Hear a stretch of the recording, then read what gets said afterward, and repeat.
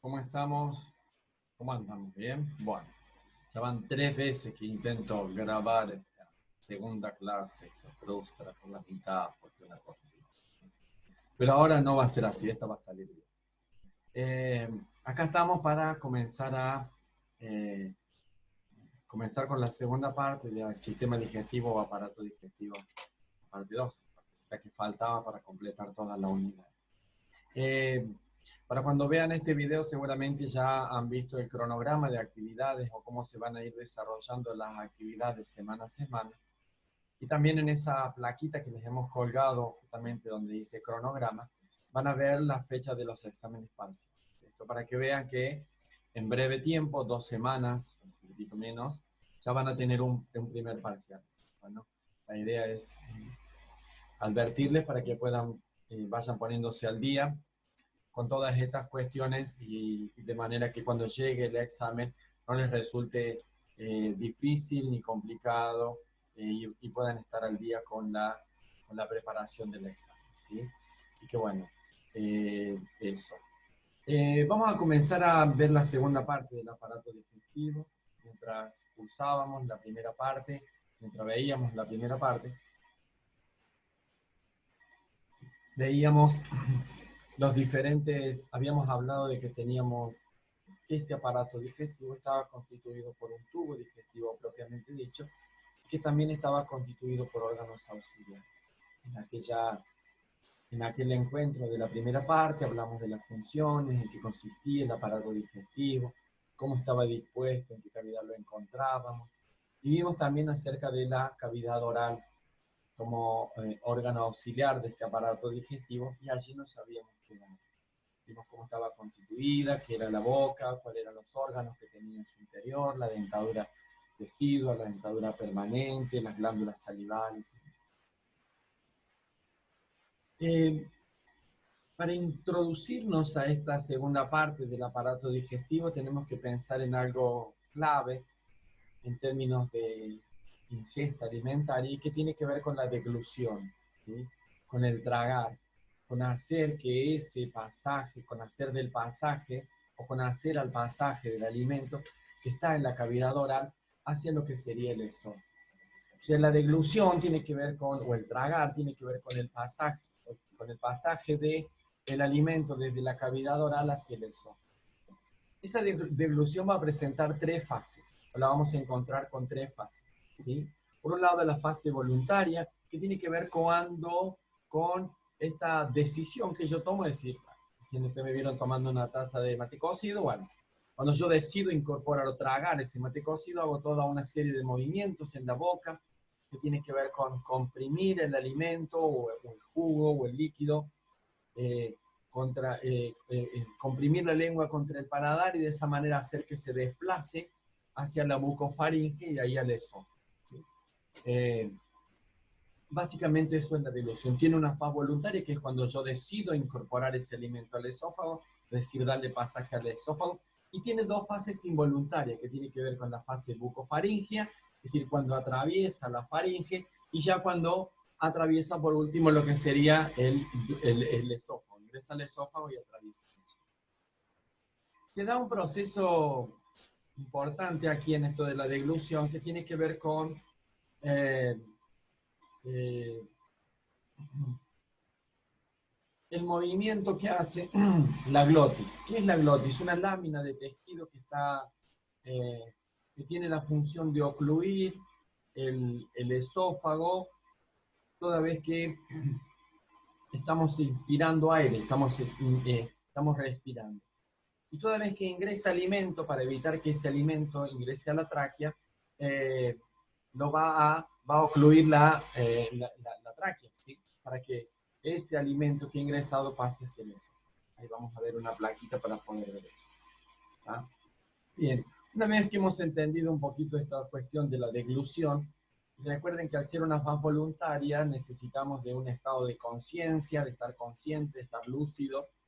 De allí que, por ejemplo, que no se le pueda poner alguna sustancia en la boca a alguna persona que no está lúcida, que no está conectada, que no está orientada, que no tiene esta capacidad de deglución voluntaria activa, producto de que podemos generar algún ahogamiento. El ahogamiento consiste justamente en eso, en que el alimento que ha ingresado por la cavidad oral, en vez de ingresar al esófago, ingresa a la faz respiratoria, a la tráquea, y termina ocluyendo lo que sería el canal de ingreso y salida del aire, y allí la asfixia en su fase más crítica, ¿no? Al principio suelen sortearlo aquí. Bien, vamos a ver un poquito ahora el esófago, cómo está constituido ese primer segmento de ese tubo digestivo. Es un órgano de pasaje, básicamente. La función del esófago es hacer el pasaje del alimento que ingresa desde la cavidad oral hacia el estómago. Tiene, en términos de longitud, aproximadamente 25 centímetros. Poquitito más, poquitito menos, anda por allí más o menos. Tiene 2 centímetros, un poquitito menos de diámetro, es decir, la medida de la luz interna del esófago. En términos de tejido o histológico, está constituido por todas las láminas de tejido que constituyen el aparato digestivo, que vimos allí en la primera parte. Tenemos la mucosa, la submucosa. ¿Se acuerdan que habíamos visto que la submucosa era sumamente vascularizada? Bueno, esas lineecitas que ustedes ven allí en la submucosa, ¿sí? Que se pueden ver claramente todo lo que tiene que ver con los vasos sanguíneos, en este caso capilares. ¿Sí? Hacia el extremo distal, ¿sí? O inferior de ese esófago vamos a encontrar un esfínter, ¿sí? Ahí vamos a ver que es un esfínter, pero básicamente tiene que ver con un dispositivo muscular controlado por el sistema nervioso central. En este caso, sistema nervioso entérico.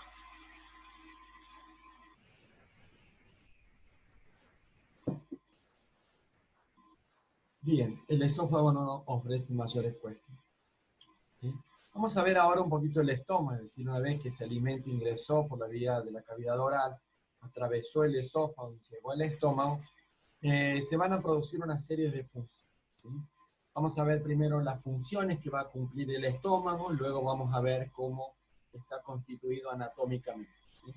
En términos de funciones, tiene varias funciones. Van a encontrar ustedes en la bibliografía más funciones.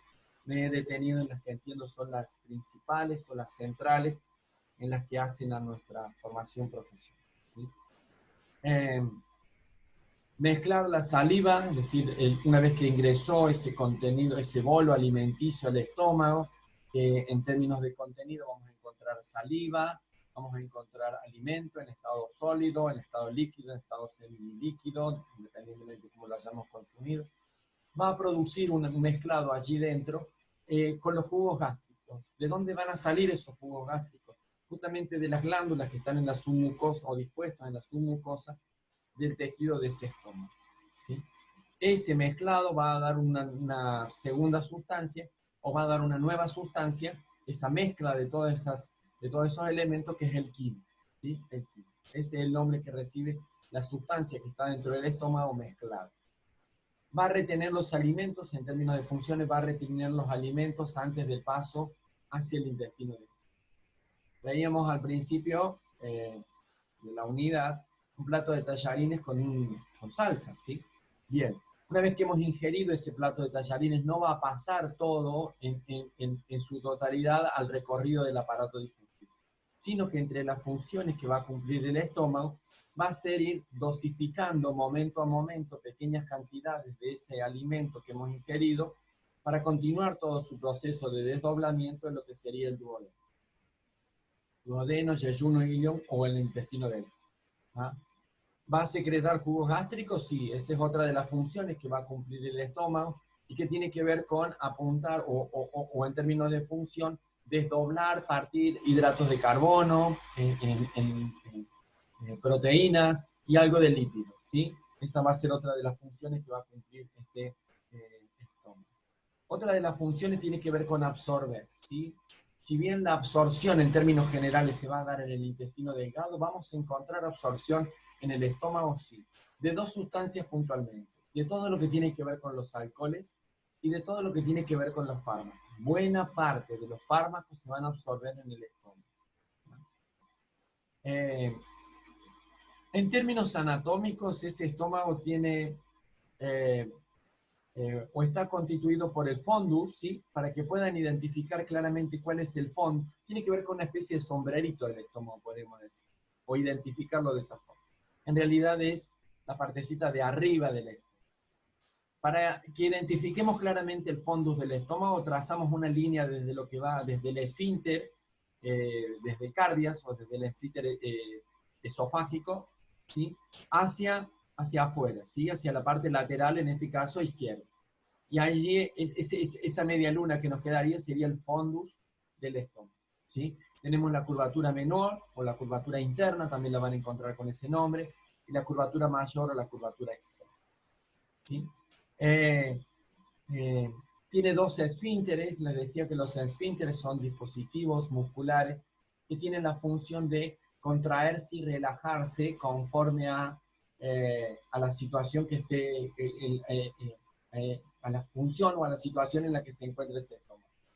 El cardias, que es el primer esfínter, o el esfínter esofágico, o el esfínter que va a vincular al estómago con el esófago, va a ser el encargado de abrirse toda vez que viene bajando contenido de alimentos desde el esófago hacia el estómago.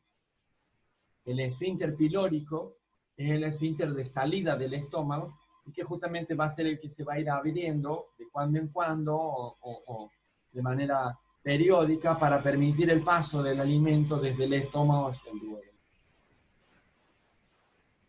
Recuerden que en términos histológicos el estómago presenta las mismas características en términos de tejido que presenta todo el tubo digestivo.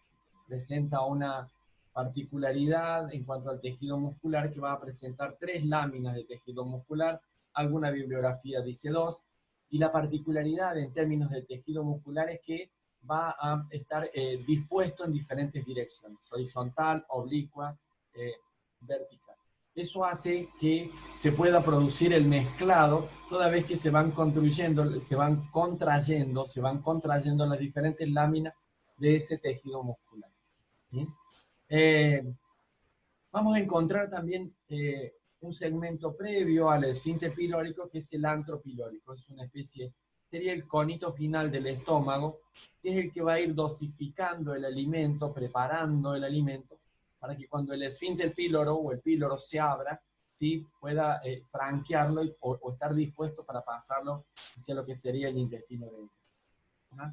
Es un órgano que en términos de reposo tiene un alrededor, es decir, cuando no tiene contenido en su interior, tiene una capacidad para 50, 70 mililitros, poquitito más, poquitito menos, pero que puede alcanzar una capacidad de hasta 4 litros en su interior. ¿Sí? Vean ustedes la capacidad que tiene, y eso obedece a esta elasticidad que tiene, producto del tejido que lo constituye, muscular principalmente.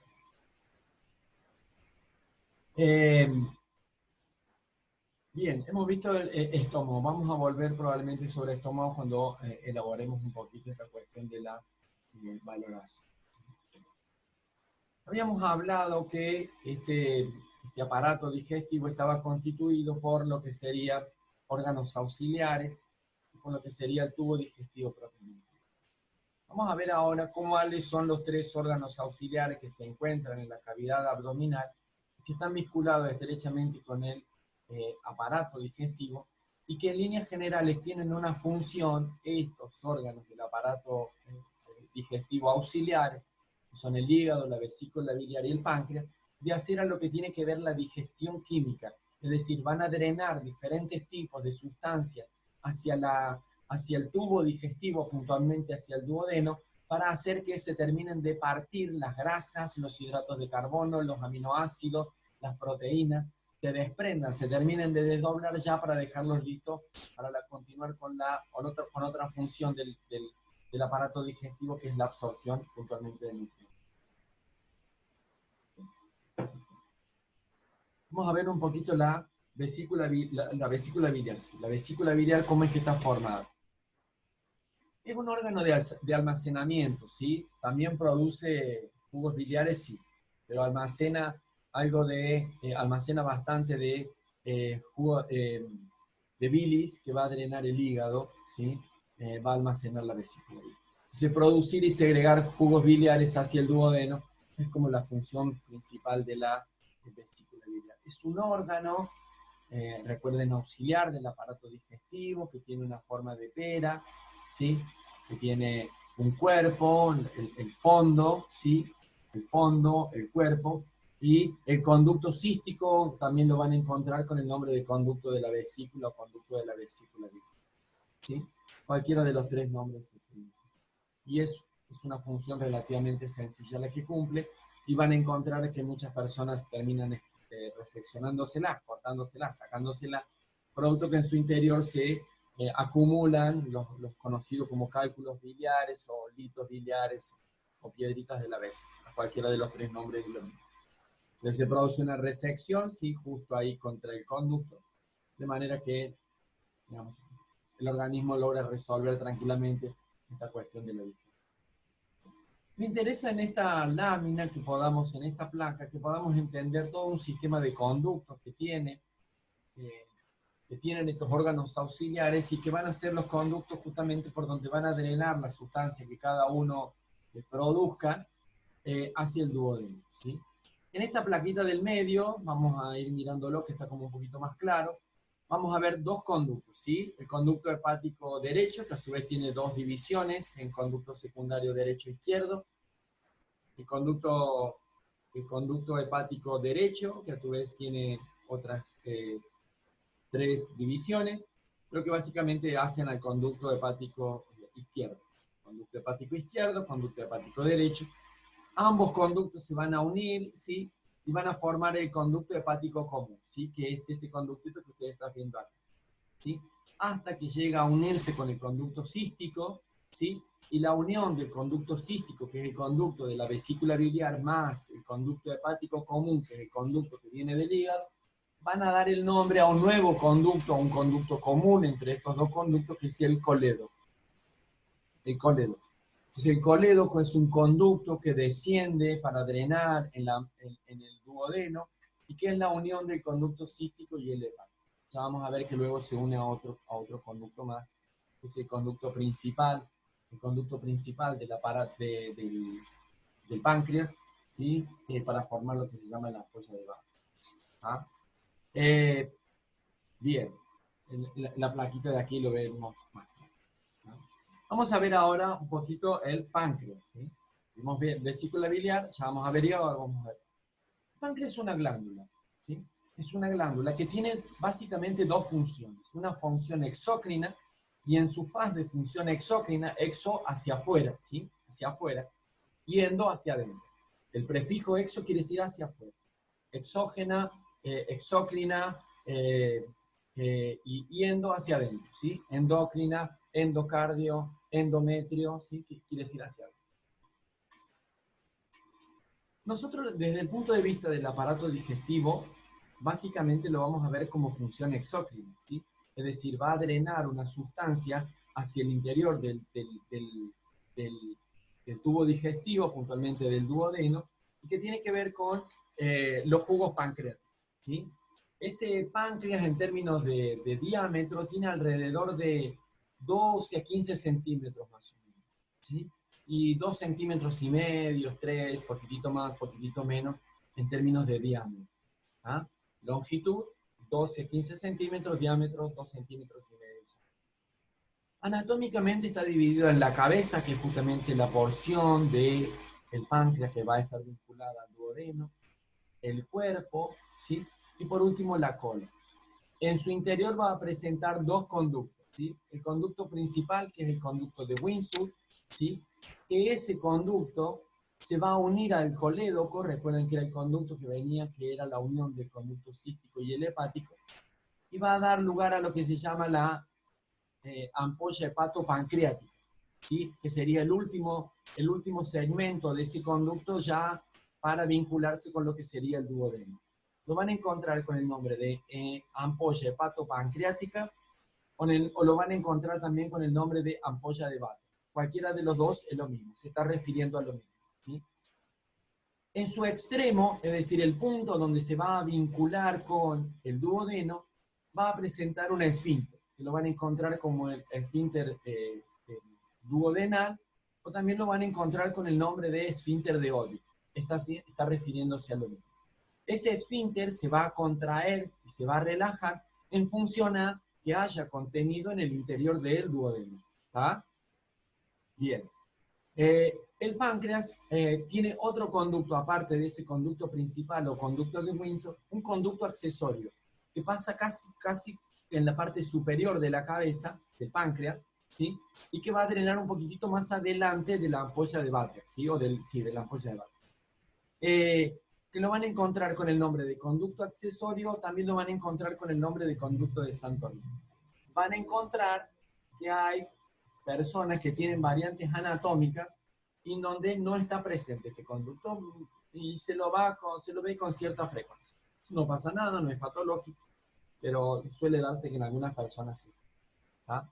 Bien, un poquito como para terminar de resumir esta cuestión de los conductos, que es lo que me interesa. Aquí podemos ver el conducto hepático derecho, conducto hepático izquierdo, ¿sí? Que viene de los dos lóbulos, ya vamos a ver bien esto. El conducto hepático común, el conducto cístico, que viene de la vesícula biliar, ¿sí? El colédoco, que es la unión del cístico y del hepático, que desciende, sería por la cara posterior del páncreas, para insertarse, ¿sí? En el conducto de vincularse con el conducto de Windsor o el conducto principal del páncreas, ¿ah? Formar lo que se llama la ampolla de Vater o la ampolla hepatopancreática y vincularse hacia el duodeno con lo que sería el esfínter de Oro. ¿Ah? Ese es más o menos la constitución de estos conductos. El conducto accesorio, recuerden que también lo van a encontrar con el nombre de conducto de Santorini. En términos de función, ¿sí? Este páncreas va a drenar alrededor de 1.200 a 1.500 mililitros de jugo pancreático por día. Vean ustedes lo importante que es la función del páncreas en su constitución digestiva. Básicamente va a drenar enzimas, ¿sí? La amilasa, la proteasa, la lipasa, que son diferentes tipos de enzimas que van a desdoblar hidratos de carbono, proteínas, lípidos.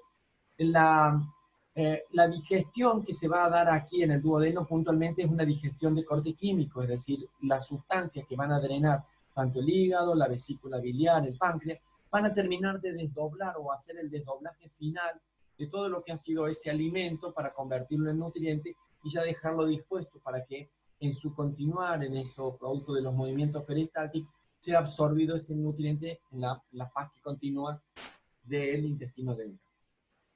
¿Ah? En términos de peso, ese páncreas anda en alrededor de 100, 150, 140 gramos. Alguna bibliografía lo pone hasta 70, otro lo lleva hasta 160, pero básicamente anda.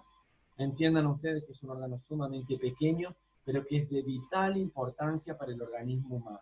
Y allí que cualquier compromiso que presente se traduce en un riesgo para la vida. Habrán escuchado ustedes hablar de lo que son las pancreatitis. Es el páncreas que hace un proceso inflamatorio, deconfigura toda su fisiología, su función, y se deviene bien complicado para el organismo. ¿Ah?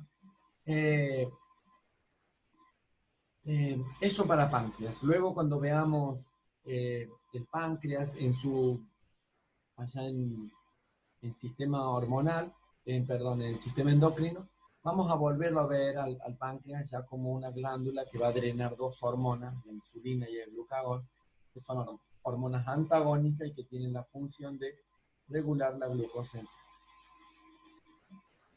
Vamos a ver ahora un poquito cómo está constituido el hígado, ¿sí? El hígado, este órgano que tiene alrededor de 1,4 kg más o menos, es uno de los órganos más grandes que presenta el cuerpo humano después de la piel, es el hígado, ¿sí? Hay una disciplina del campo de la ciencia de la salud, de la medicina puntualmente, que es la hepatología, y que es la que se dedica a todo lo que es el estudio del hígado. Dicen los anatomistas que el hígado tiene, en términos de función, aproximadamente 500 funciones. Y algunos hablan de que tiene algunas más todavía. Es un órgano de vital y central importancia en esto que tiene que ver con la vida de la persona. Hemos puesto aquí algunas funciones, vuelvo a decirles, si tienen en cuenta que tiene aproximadamente 500 funciones, yo le he puesto solamente 10. Los metabolismos del hidrato de carbono, recuerden que era metabolismo cuando usamos Introducción a Anatomía y Fisiología, esta cuestión de complejizar, desdoblar, armar y desarmar diferentes tipos de moléculas. Hidrato de carbono, lípidos, proteínas, si es competencia de este órgano, o es función de este órgano. Procesar fármacos, esta cuestión de procesamiento de fármacos tiene que ver que buena parte, casi en su totalidad, de los fármacos que va a ingerir el organismo humano, por vía oral, endovenosa, intramuscular, tópica, van a ingresar al hígado para ser decontaminados y devolverlos al organismo humano para que cumplan su efecto terapéutico. ¿Sí? La excreción de bilirrubina, el procesamiento de diferentes tipos de hormonas que presenta el organismo humano, la síntesis o la producción de sales biliares, el almacenamiento de vitaminas, minerales, glucosa. ¿Sí? La fagocitosis es un proceso bien importante de este hígado que tiene que ver con capturar, captar, ¿sí? Devorar o comer puntualmente algunas sustancias que la interprete o la entienda este órgano como un riesgo para esa salud humana. ¿Sí? Activación de la vitamina D, ¿sí? La anatomía o la unidad anatómica y funcional del hígado son los hepatocitos. ¿Sí? Son una especie de células que tienen diferentes lados, algunas tienen 2, 3, 4, pero llegan algunas que tienen hasta 15. Es como si fuera una especie de hexágono, para que tengan una idea, con un poco más o un poco menos de lado. Y cada vez que se une una con la otra, tiene un canalcito que es por donde va a drenar todo lo que son los jugos biliares. ¿Sí? Alrededor de 800.000 mililitros va a drenar por día de bilis ese hígado, ¿sí? 800.000 mililitros por día. La función de la bilis tiene que ver justamente con desdoblar grasas, entre otras cosas. También almidones, también hidratos de carbono. Dentro de esa bilis vamos a encontrar dos sustancias bien significativa. Por un lado, la bilirrubina, que de hecho es la que le da ese color medio amarronado, medio amarillento, ¿sí? Y la estercobilina, que es otra sustancia, que es otro tipo de bilirrubina que más de tipo parduzco. Ya vamos a ver la función que cumple esta estercobilina cuando veamos intestino grueso, un poquitito más. ¿Bien? Un poquito más o menos en qué consiste el hígado, ¿sí?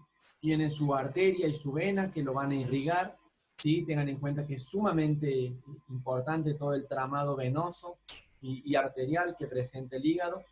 Y en términos anatómicos tiene dos lóbulos, el lóbulo mayor o el lóbulo derecho, y el lóbulo izquierdo, que también lo van a encontrar con el nombre del lóbulo menor. Un ligamento falciforme, ¿sí? Se llama así porque tiene que ver con lo que hace a la fijación, ¿sí? En la postura, en la posición que tiene ese hígado. Tiene una especie de concavidad en su base, ¿sí? Es decir, tiene como una especie de escotadura o una especie de huequito, podríamos decir, hablando un poquito, digamos, en un término más común, y que justamente ahí abajo donde va a estar alojada la vesícula biliar. ¿Sí? Eso es más o menos para con el hígado. Vamos a ver ahora un poquito cómo está constituida esta cuestión del intestino delgado. Es un órgano que tiene aproximadamente 6 metros, ¿sí? Y que dentro de él, y que este segmento va a estar básicamente constituido por el duodeno, que es la primera porción del intestino delgado, esta que ustedes ven aquí, ¿sí? Por aquí está vinculado a lo que sería el esfínter pilórico o el píloro o el esfínter que une el estómago con el intestino delgado. Este duodeno, que es la primera porción del intestino delgado, tiene aproximadamente 25 centímetros. Recuerde que tiene un diámetro de 2,5, rara vez 3, ¿sí? 3 como mucho.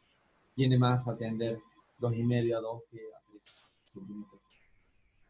La porción donde van a drenar todo lo que tiene que ver con los órganos auxiliares de la cavidad abdominal, ¿sí?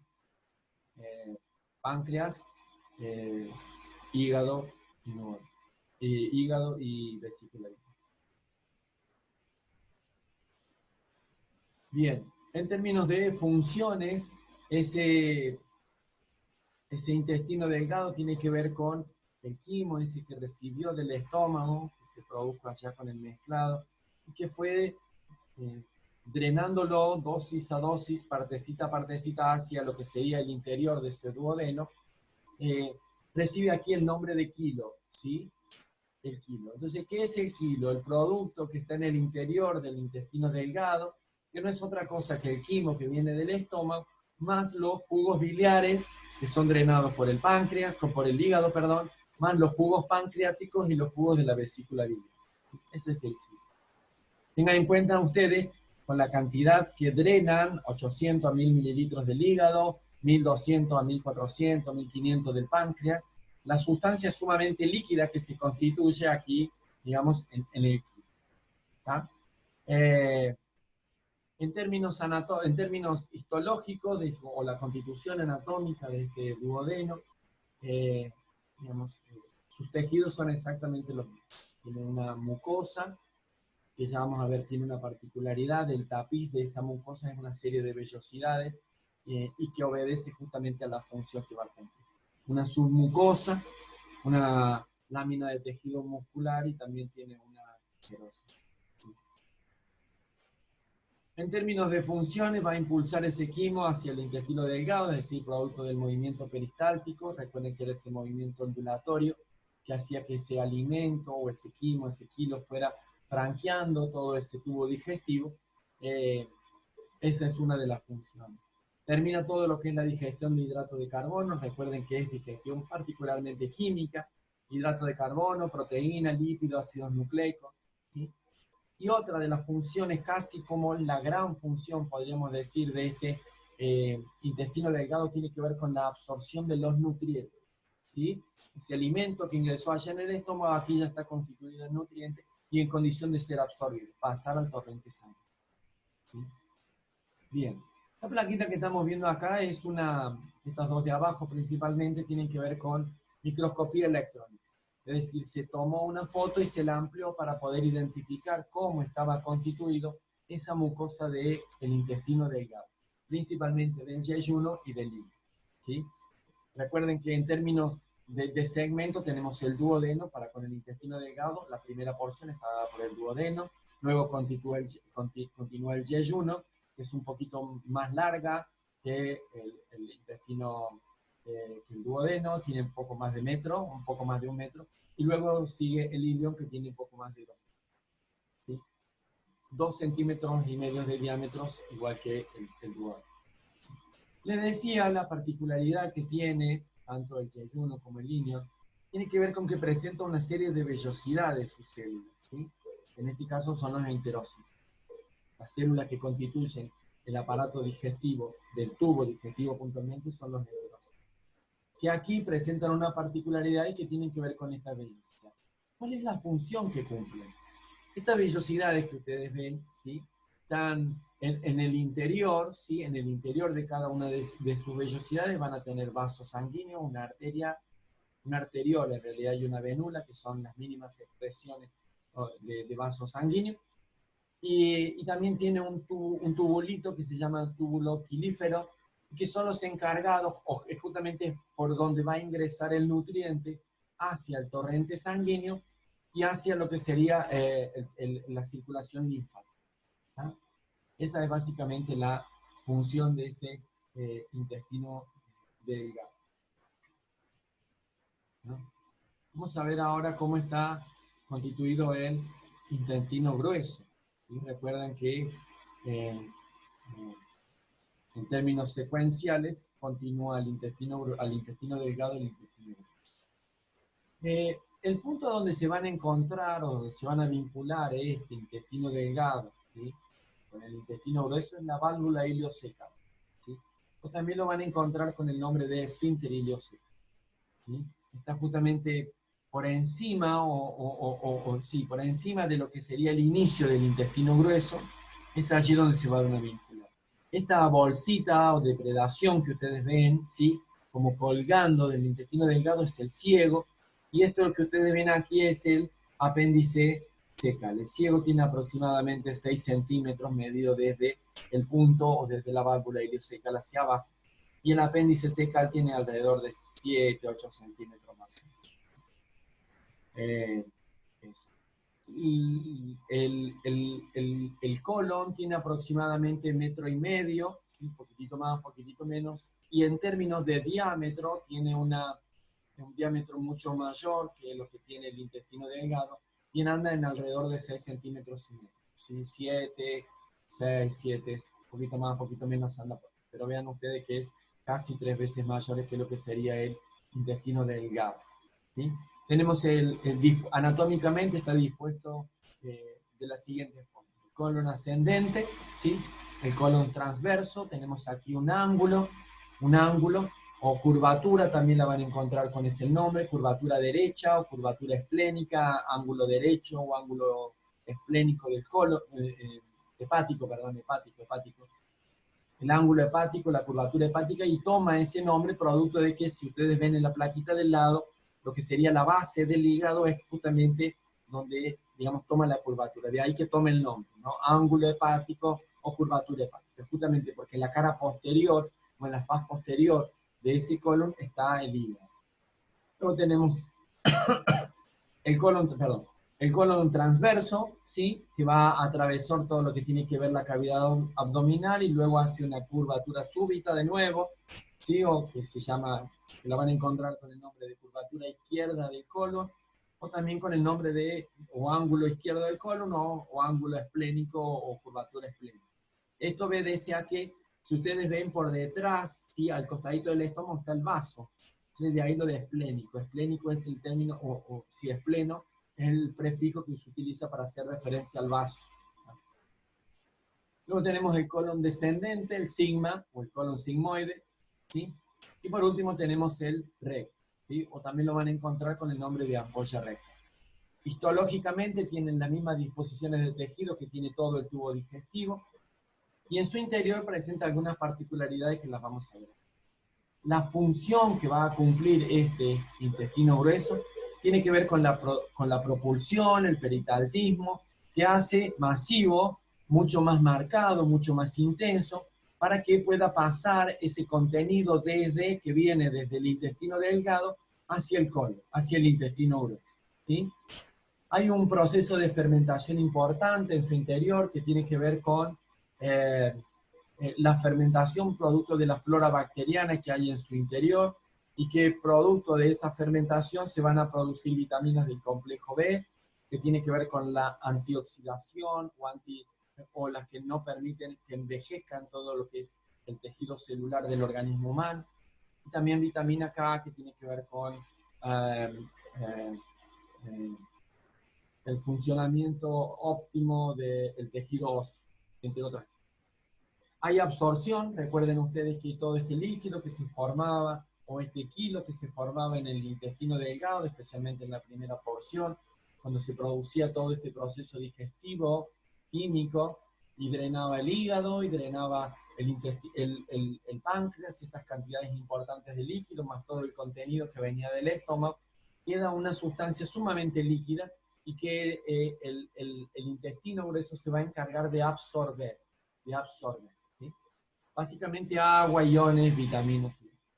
Y otra de las funciones es la defecación, producir la materia fecal para luego hacer a la defecación, que tiene que ver con la defecación, el proceso de eliminar del organismo todos los desechos producto de los residuos gástricos, de alimento que no ha sido digerido, de alimento que no ha sido desdoblado, de alimento que no ha sido absorbido, o que ha sido digerido y que no tenía más nutrientes para absorber. ¿Ah? Más una serie de otras sustancias. Producto de esa fermentación, vamos a encontrar una serie de gases, como son el indol, el escatol, el hidrógeno, más algunos ácidos grasos, que es lo que le va a dar ese olor característico a la materia. ¿Sí? Ustedes vieron que la materia fecal tiene un olor característico en condiciones normales. ¿Ah?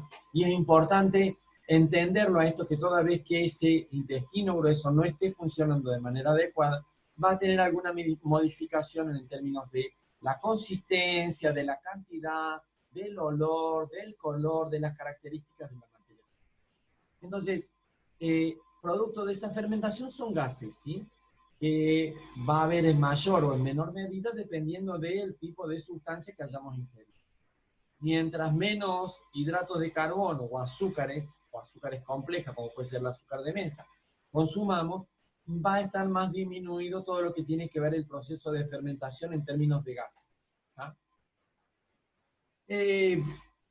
La producción de la materia fecal se da en este intestino grueso, ¿sí? Que tiene que ver con todo lo que es la absorción de agua.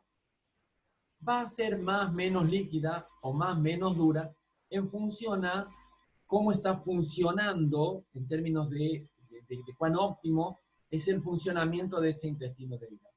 Vamos a hablar de constipación toda vez que el proceso esté más enlentecido, de manera que la absorción de agua sea más pronunciada, más importante, y la materia fecal se devenga en dura, ¿sí? Eso es lo que llaman la constipación, o también lo van a encontrar con el nombre de estreñimiento.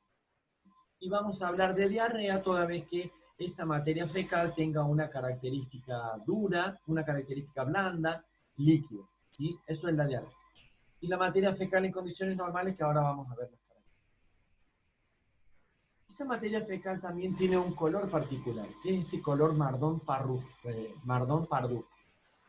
El color puntualmente obedece a la bilirrubina, ¿sí? Que se segrega en la bilis, y a una sustancia más particular aún, que es la estercobilina. Es un tipo de bilirrubina que viene en la bilis y que es lo que le da ese color de marrón pardú, ¿sí? De allí aparece esta cuestión del color. ¿Qué pasa cuando esa ampolla rectal, si esa ampolla rectal ha recibido el contenido de ese colon, producto de la peristalsis o de los movimientos peristálticos, y ha hecho que ese contenido que va fermentando, que se va degradando, ¿sí? Va acumulándose en la ampolla rectal? Comienza a distenderse, ¿sí? O a expandirse, a extenderse ese tejido muscular, y va a dar lo que es el reflejo de la defecación. Es decir, no es otra cosa que cuando sentimos ganas de ir al baño, de ir a hacer caca, de ir de cuerpo. ¿Ah? Eso se da producto que el cerebro, el sistema nervioso entérico, entiende que se ha activado sus células producto de haberse tensionado esa ampolla recta, y nos activa lo que es el deseo de ir al baño, un reflejo de la defecación. ¿Ah? Bien, algunas cuestiones que tienen que ver con este funcionamiento de este aparato digestivo, que en términos de necesidades a nosotros nos van a encontrar con dos necesidades que tienen que ver con la necesidad de alimentación. ¿Se acuerdan cuando veíamos la pirámide en la introducción? Todo organismo humano necesita alimentos, indefectiblemente. Alimentación que, como decíamos, va a estar vinculada a la cuestión cultural, la cuestión religiosa, la cuestión económica. Religiosa porque sí se puede comer, no se puede comer; económica porque en función al recurso económico que tenga va a ser el tipo de alimento que pueda comprar. La cuestión cultural, hay culturas que consumen algunos tipos de alimentos y otros no. Las cuestiones regionales, porque hay alimentos más abundantes en unos lugares que en otros, o alimentos que hacen a la región. Es bien importante. Me quedaba una cosita en el tintero que quería hablarles, que tiene que ver con la flora bacteriana. ¿Qué es la flora bacteriana? Es una serie de colonias de bacterias que están alojadas en la mucosa del intestino grueso, y que son las encargadas justamente de degradar, fermentar, partir, y producto de esa fermentación se produce toda esta cuestión de la vitamina B, de la vitamina K. Puede darse que alguna de esas colonias se sobredimensionen en términos de población, y esa misma bacteria se devengan en patología. La gastroenteritis, o la inflamación de la mucosa gástrica, producto del aumento de alguna de las colonias de bacterias. ¿Qué vamos a mirar aquí como enfermeros en nuestros servicios cuando estemos, independientemente de que sea intra o extrahospitalario? ¿Sí? La hidratación, la ingesta de agua que tenga, ¿sí? La vamos a mirar un poquito aquí, vamos a volver a hablar de ella cuando lleguemos a sistema urinario, que es la próxima unidad. Es decir, ¿puede comer y beber adecuadamente? ¿Tiene los medios? Es decir, un poco como que nuestro accionar, nuestras preguntas deben ser estas: ¿puede comer y beber adecuadamente? ¿sí? Tiene todos los elementos dentarios, puede deglutir, puede tragar, ¿sí? Tiene los recursos para hacerlo por sus propios medios, necesita el apoyo de alguien, ¿sí? Esta es una pregunta clave para ver si puede comer y beber adecuadamente, ¿sí? Esta cuestión de la autonomía, es decir, van a encontrar personas en los servicios que no pueden hacerlo por sus propios medios, porque tienen una doble fractura de sus brazos, porque tienen algún trastorno neurológico, como puede ser una alteración o una lesión a nivel cervical que por ahí les impide movilizarse y llevar los alimentos a la boca por sus propios medios y necesitan la asistencia de un enfermero, ¿sí? Los hábitos de hidratación y de alimentación que tienen, el tipo de dieta que tiene habitualmente. Este ítem tiene que ver básicamente con eh, esta cuestión que les decía, económica, cultural, social, histórica, religiosa, es decir, qué puede comer, qué no puede comer. Estos puntos son los que, estos factores que ustedes también ven, son los que deben mirar cuando ustedes vayan a decir, para decirme, bueno, come y bebe adecuadamente o no. Tiene su cuestión vinculada a la alimentación con algunas alteraciones, ¿sí? Por su creencia, por su situación económica, por muchas causas, ¿sí? Esta cuestión de las alergias o las dificultades para masticar y deglutir, esto que les decía al principio, ¿sí? Si tiene presencia de náuseas y vómitos, ¿sí? La diferencia entre la náusea y el vómito, la náusea tiene que ver con una sensación de disconfort a nivel gástrico, a nivel del estómago, ¿sí? Y que siente como una necesidad de expulsar, de sacar el contenido que tiene en el interior de su estómago, ¿sí? Mientras que el vómito tiene que ver con una expulsión súbita, muchas veces aguda, violenta, de todo lo que tiene que ver con el contenido gástrico, ¿sí? A ver, todos más de una vez nos hemos empinado más de la cuenta la copa, ¿sí? Nos hemos entonado, para que lo entiendan. Y bueno, luego, al cabo de algún tiempo, digo, en términos de minutos, horas a veces, hemos sentido la necesidad de sacar todo eso que hemos hecho. Bueno, eso es vómito, ¿sí? Mientras que la náusea era la necesidad de poder ir a sacar todo. Espero les haya quedado claro eh, este ejemplo práctico, ¿sí? En definitiva, se pusieron en curdo y tuvieron que sacar todo lo que había. Bien. Eh, Otro aspecto que no está puesto aquí tiene que ver con el hambre, la necesidad de hambre y la cuestión de la saciedad, ¿sí? Recuerden ustedes que hay toda una cuestión en el estómago, por ejemplo, se drenan diferentes tipos de hormonas que tienen que ver con la saciedad y que tienen que ver con el hambre, ¿sí?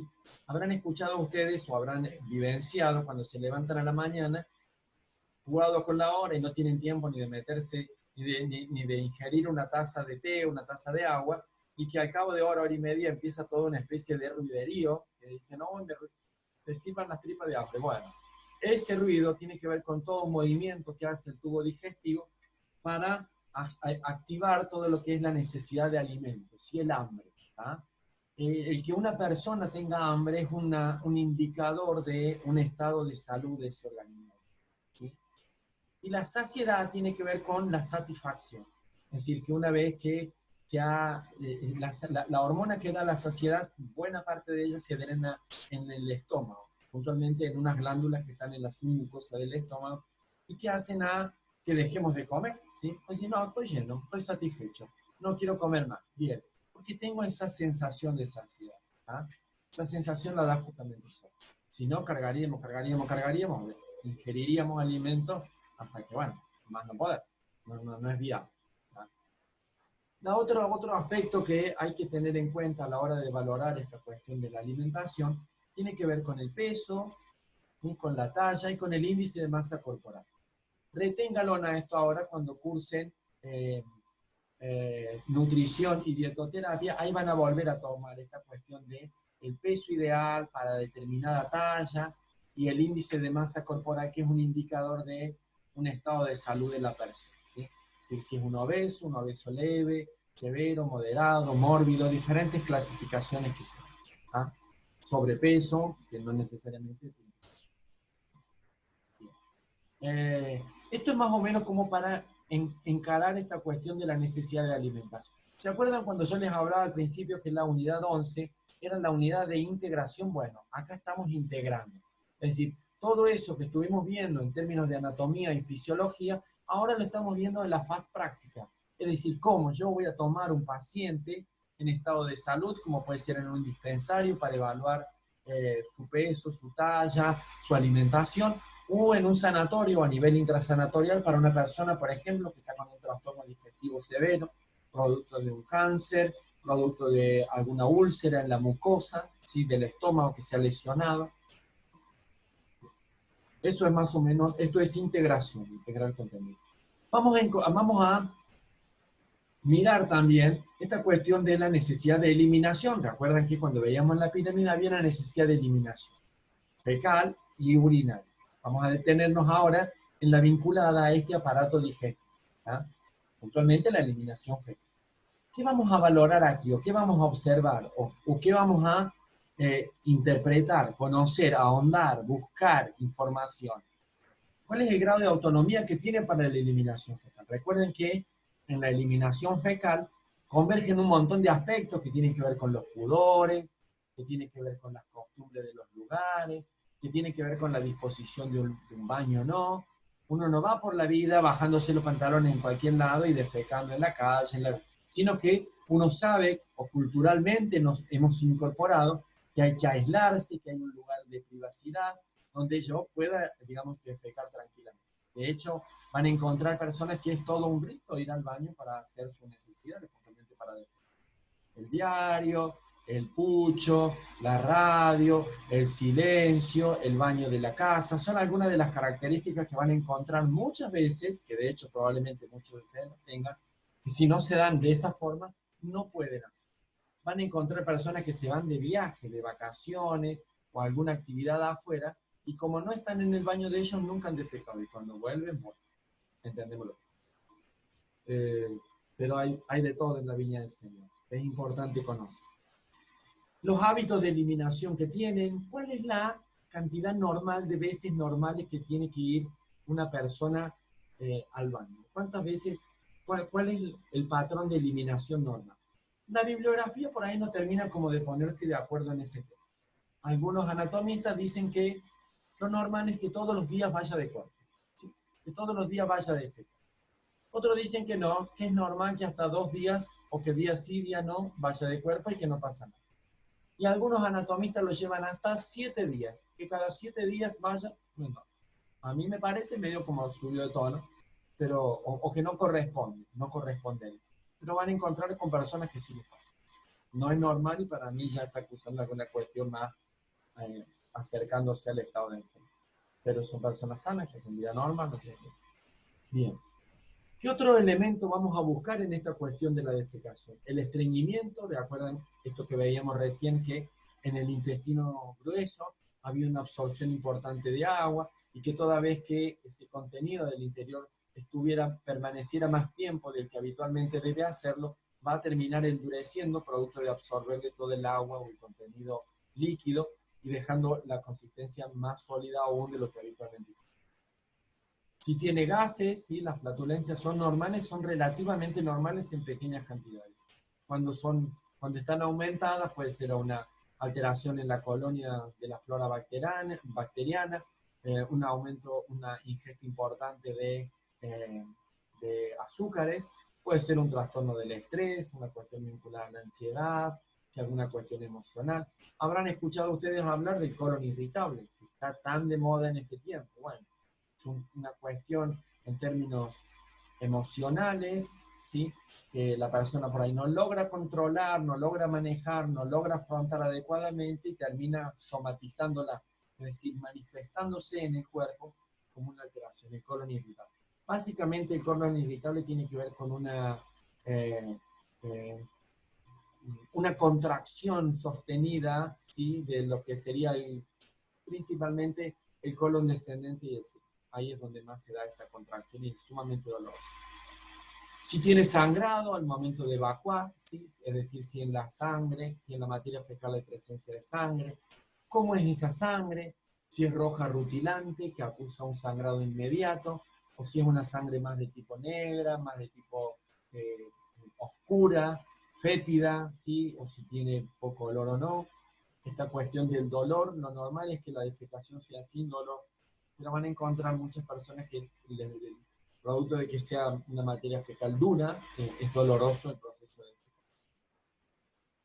La cantidad de veces que va, esto que hablábamos recién, la frecuencia con la que va, el color, recuerde que en consistencia, en características normales es un color marrón parduzco, producto de las sustancias que ha desechado el hígado, la estreptovirina principalmente, y la consistencia, que en condiciones normales o adecuadas debe ser pastosa, ¿sí? No debe ser ni diarreica, es decir, líquida, ni de estreñimiento o duro. ¿Ah? Eso es más o menos aparato digestivo y con esta cuestión de la integración, ¿sí? Es decir, vamos a medir cómo funciona este aparato digestivo en términos de la necesidad de alimentación y en términos de la necesidad de defecación, ¿sí? Hasta acá llegamos con la clase de aparato digestivo. Nos vamos a encontrar en la próxima clase que tiene que ver con urinar. Tenemos el parcial cerca y bueno, esto para que no le mezquinen tiempo al libro, a la silla, a las guías, a los videos, a formarse en definitiva. ¿Vamos? Nos vemos en el próximo video.